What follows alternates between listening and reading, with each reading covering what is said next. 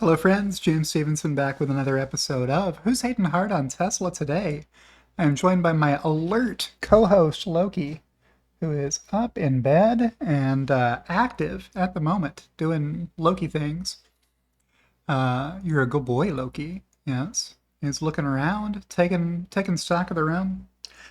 Today's hater is going to be Mark underscore MTV3, who's been hating hard on Tesla for a long time. We're celebrating the 5-year anniversary of that anonymous hater's repeated wish to let the fires burn. So May 15th of 2019 is the date on one of these screenshots we're about to look at.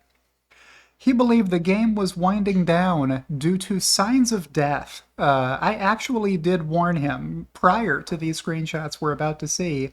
I showed him my forecast, and then he asked questions about it, and I explained how Tesla was going to increase their sales and their revenue and become profitable. And I did ask him to try forecasting it himself. I ended my post, guess he didn't have 5 minutes. Let's click here and see one of these. It's a thread begun by Cover Drive, retweeting somebody who has deleted their post, or their account no longer exists, who had asked, hey, how many cars would Tesla have to sell to break even?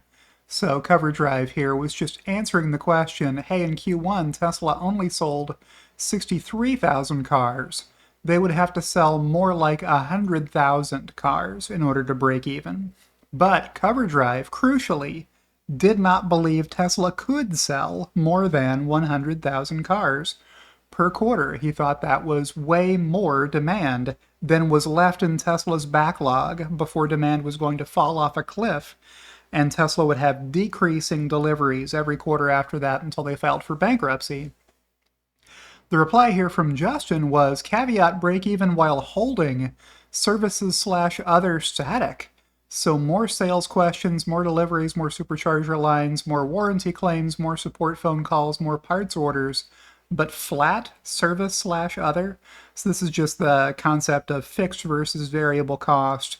If you're selling more and more stuff every quarter, your fixed costs are probably going to rise some, but at a lesser rate than your top line deliveries increase by. Because the variable costs are also going to be increasing, and they will be more like the growth in the units sold than the fixed costs will be. The fixed costs aren't truly fixed. They do increase as the size of the company grows. Cover Drive replying, now keep in mind, this account, who blocks me, is one of the most trusted Tesla Q experts at this point in time. This is somebody advancing the structurally bankrupt, structurally unprofitable thesis latched onto by Montana Skeptic, Tesla Charts, literally the leaders of the Tesla Q movement at this moment 5 years ago. Cover Drive's opinion, known for being very fact-based and very businessy sounding, in a rare moment, said, I don't think Tesla is going to spend another cent on service/infrastructure. The game is winding down. About the most extreme statement you'll see Cover Drive make. If you found more extreme statements from Cover Drive, let me know.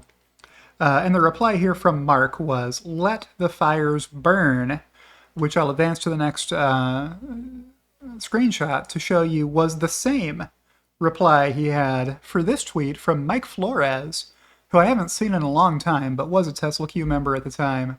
Wow, just wow, tenant violations piled up on floor at Tesla Palm Desert, California store, accumulating by the day, laying there for all to see. Are we at the don't GAF about hiding signs of death because everyone already knows phase? Retweeting just some pieces of paper on the floor of one of the Tesla stores, and then whatever that's supposed to be, I guess. Maybe somebody at that store wasn't great at getting bills paid at that moment, April 7th, 2019.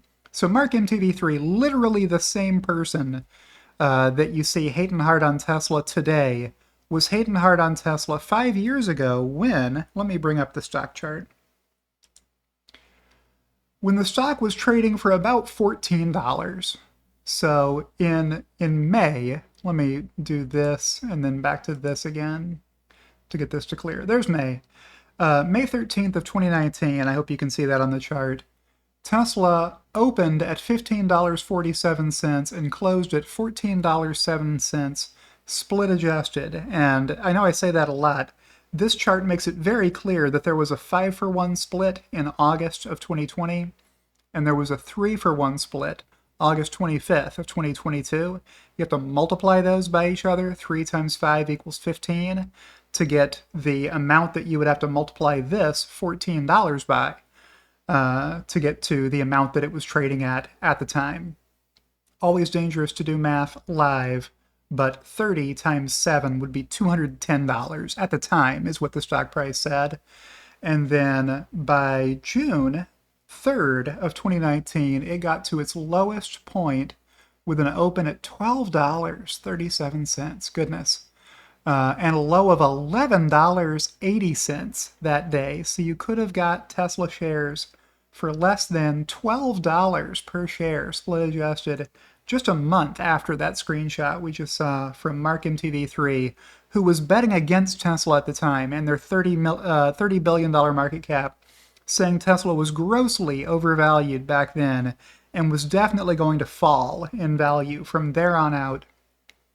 What has happened since? Well, Tesla stock is now worth 11 times as much as it was worth back then, from a value of, $15, let's call it, to a value of $168 or thereabouts these days. So that's what's happened with the stock price. Let's go to the next screenshot and show you what I was doing at the time. I told you I warned them, so let's take a look at what I was saying on March 26th of 2019 when Mark, MTV3, same joker, said this is the problem with copy-paste forecasting using just set percentage, and we have received any explanation why something has happened, so it must be but I want to.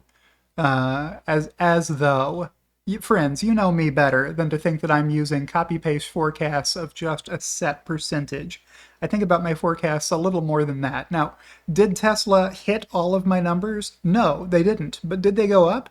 Yes, they did. The deliveries went up, the revenue went up, the profits went, the earnings went from losses to profits, and the profits grew.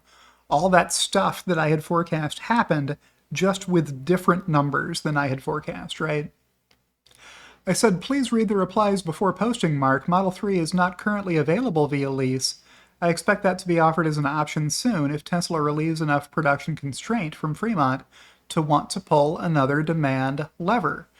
So as the factory is capable of making more Model 3s, Tesla will turn on leasing for Model 3, which they did. And then they were able to sell some Model 3s as leased, which explained why my leased revenue was going up in the future of my forecast. Mark said, I read the replies, and none of them say, for example, where the Model 3 growth is coming from. Amazing 100% Q4 versus Q1 2019.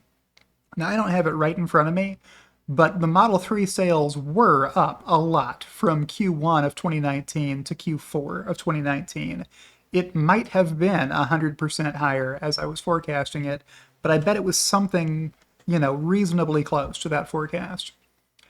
As it is not selling after the US-EU backlog is gone. There it is, one of the holy pillars of the Tesla Q religion. Backlog is gone, along with demand cliff and growth story is over. How would this be possible when the ASP does not drop to $35,000, the level of a car Tesla cannot, as per today, deliver? And then I think a month later, the $35,000 Model 3 was available from Tesla, off menu. It was never on the website, but you could call your Tesla service center and place an order over the phone with a human being who would sell you a $35,000 Model 3 for a period of months in 2019. Where do I start with your wrong assumptions? I replied. Shorts have been saying the Model S backlog is gone since 2014, but they're selling more now than they did then, despite launching Model X and a much lower priced Model 3. Sales will come from people who want to drive the best cars available. That's who's buying Teslas. People who know what the best car available is. Tesla makes 3 vehicles, and they are literally the 3 safest vehicles ever tested by NHTSA. Google it. Tesla has the highest Net Promoter Score by far among automakers. People who own Teslas love them and tell their friends and family. Word-of-mouth advertising sells more Teslas than any other vehicle. Tesla has higher customer satisfaction ratings than any other car company per Consumer Reports. Google it. Tesla makes an all-electric lineup. The market is shifting away from internal combustion engine vehicles to electric vehicles, and Tesla owns the premium electric market. We've seen both of those claims play out since 2019 as EV adoption in the US has gone from 1 or 2% back then to 7 or 8% last year. And Tesla has continued to own the premium electric market with more than half of US EV sales being Teslas.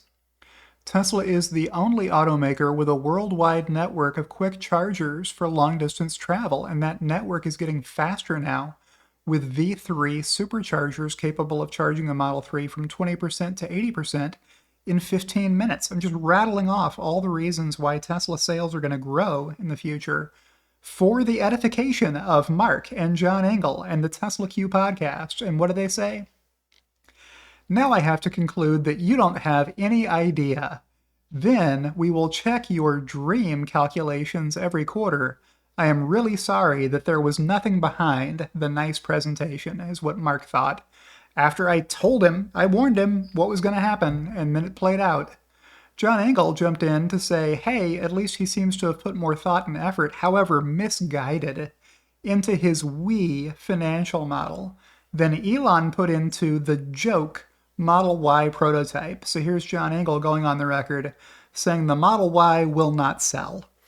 Last year, it was the #1 selling vehicle in the world, not only by revenue, but also by units sold.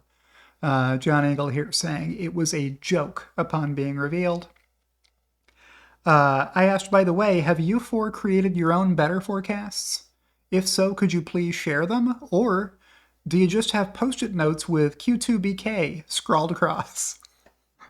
They all thought the company was going to be bankrupt by the end of June 2019. What happened?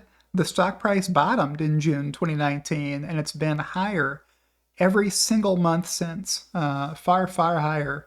It multiplied, I think it was a 20x from the low of early June 2019. Totally Quiet Podcast at Tesla Q Podcast replied, I haven't done any forecasting. Too little time in the day. Mark chimed in agreeing. I have not done forecast. But I could prepare one in 5 minutes with the level of thought and copy-paste percentage growth formulas you have put on yours. But I would never post it because I could not stand behind it. There you go. That's who's hating hard on Tesla today. It's the 5-year anniversary of these folks hating hard on Tesla back in May 15th of 2019. I'll check in with Loki, who has settled down now in his bed, but he is still wide awake. You can see from his eyes. Those little eyebrows darting back and forth. He knew Tesla Q was wrong at the time. And with that, I will say thank you for watching this video. Don't forget to click the like button if you're watching this on YouTube. You can do the thumbs up emoji. If you're watching it on X, you can click the little heart emoji to let other people know you liked this video so they'll watch the video.